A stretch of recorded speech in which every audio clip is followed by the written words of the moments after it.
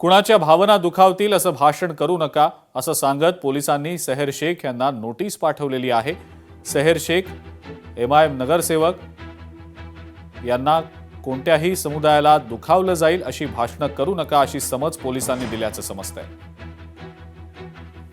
एमआयएमची जी नगरसेविका निवडून आलेली होती सहार युनुस शेख, तिने एक भाषण केलं होतं। त्याच्यावर काही लोकांचा आक्षेप होता, बऱ्याचशा संघटनांचा वगैरे काही नेत्यांचा। त्याच्या अनुषंगाने आज बीजेपीचे ज्येष्ठ नेते माननीय किरीटजी सोमय्या साहेब आणि सन्माननीय आमदार साहेब निरंजनजी डावखरे आणि त्यांचे सर्व शिष्टमंडळ मला भेटायला आलं होतं। त्यांनी सदर प्रकरणाबाबत आपण काय कारवाई केली याबाबत विचारणा केली आणि त्यांनी एक निवेदन दिलेलं आहे की सहार युनुस शेख आहे तिला बोलून तिचं स्टेटमेंट घेतलं आणि तिला नोटीस पण दिलेली आहे।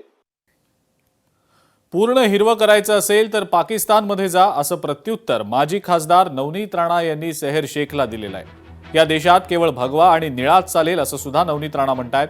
कुणी कितीही म्हटलं की हिरवं करू पण त्यांचं स्वप्न कधीच पूर्ण होणार नाही असं नवनीत राणांचं म्हणणं आहे। आणि जे आता बातम्यामध्ये चालू आहे कि पूरा ग्रीन करेंगे, पूरा ग्रीन करने के लिए पाकिस्तान जाना पड़ेगा। इस देश में है तो भगवा और नीला ही चलेगा, दूसरा कोई रंग नहीं चल सकता है, ये याद रखना। छत्रपति शिवाजी महाराज ने जब बोला था कि ये राज्य में जो धर्म के लिए हम काम कर रहे हैं, जो महाराष्ट्र में रह रहे हैं, ये धर्म के लिए हम जिएंगे भी और मरेंगे भी।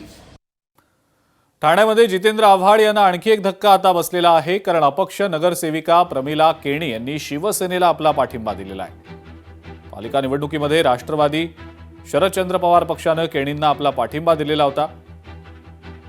ज्यांनी तिकीट कापलं त्यांनाच आता केणी पाठिंबा देत असल्याचं दिसतंय, पण जितेंद्र आव्हाडांसाठी हा धक्का मानला जातोय।